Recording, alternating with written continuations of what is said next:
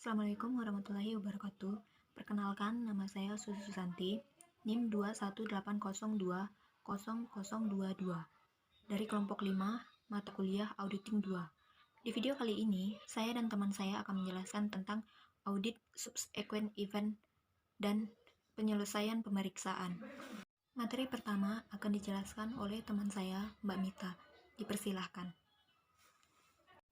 Assalamualaikum warahmatullahi wabarakatuh. Perkenalkan, saya Mita Suryaningrum, NIM 218020005.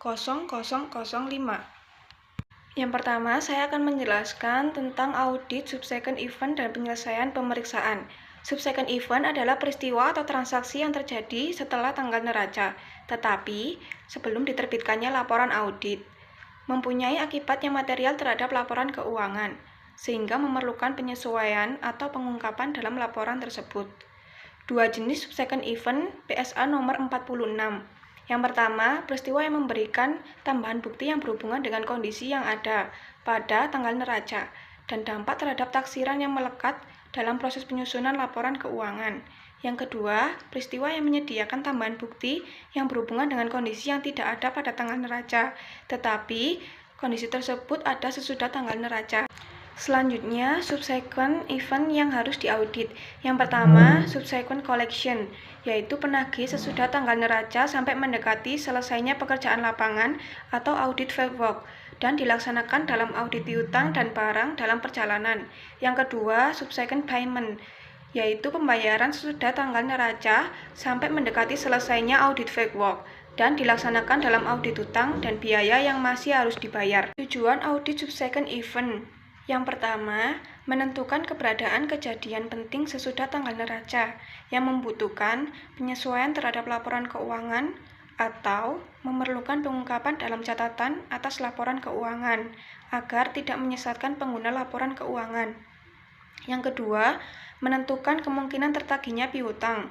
Yang ketiga, memastikan bahwa barang dalam perjalanan yang tercantum di dalam neraca pertanggal neraca masih di perjalanan.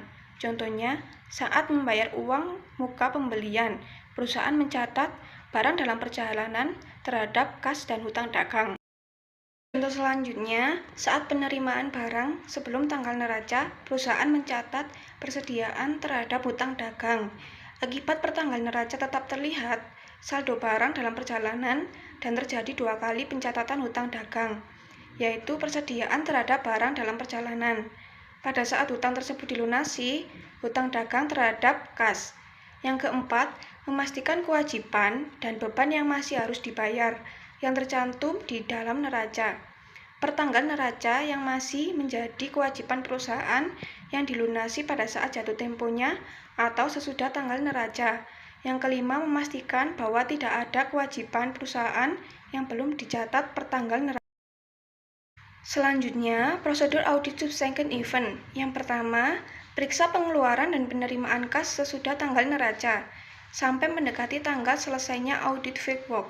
Yang kedua, periksa bukti pengeluaran dan penerimaan barang sesudah tanggal neraca sampai mendekati tanggal selesainya audit fieldwork. Yang ketiga, periksa cut-off pembelian dan penjualan. Yang keempat, review laporan keuangan interim untuk periode sesudah tanggal neraca. Yang kelima, minta kopi notulen rapat direksi, dewan komisaris, pemegang saham, periksa apakah ada komitmen dari perusahaan yang baru dipenuhi pada periode sesudah tanggal neraca. Penyelesaian pemeriksaan audit. Beberapa hal yang harus dilakukan sebelum suatu pemeriksaan akuntansi ditanyakan selesai jika 1.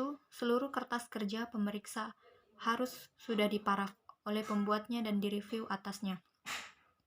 Yang kedua, hasil review harus didokumentasikan dalam suatu review notes dan harus dijawab oleh staf yang direview secara tertulis.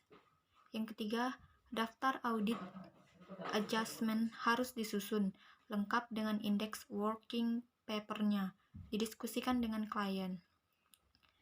Yang keempat, audit adjustment yang sudah disetujui klien harus diposting ke masing-masing kertas kerja yang berkaitan. Yang kelima, draft report disusun oleh auditor in charge, pemimpin tim audit, direview oleh audit manager dan audit partner. Selanjutnya, Sebelum kertas kerja pemeriksaan dan draft report direview oleh audit manager dan audit partner, maka audit supervisor harus menyusun notes to PPM, yaitu partner, principal, dan manager. Yang ketujuh, setelah draft report direview dan disetujui PPM, didiskusikan dengan klien. Jika klien setuju, buat final audit report. Yang kedelapan, sebelum laporan audit diserahkan kepada klien, auditor harus meminta surat pernyataan langganan dari klien. Tanggal surat harus sama dengan tanggal selesainya audit, file, work, dan tanggal laporan audit.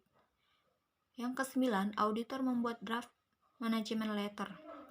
Setelah direview dan disetujui PPM, didiskusikan dengan klien, dan klien setuju buat manajemen letter final untuk klien. Selanjutnya, tahap akhir. Selesaikan urusan pelunasan audit fee, ditambah 100% PPN, dikurangi PPh 23, dikurangi PPh pasal 23, 7,5%. Dalam audit working papers, cantumkan catatan audit tahun berikutnya. Opini yang diberikan tergantung hasil pemeriksaan. Dalam mereview kertas kerja pemeriksaan, KAP sebaiknya mempunyai daftar audit working papers review guide. Sekian dari video yang sudah kami jelaskan. Semoga bermanfaat untuk teman semua, dan terima kasih.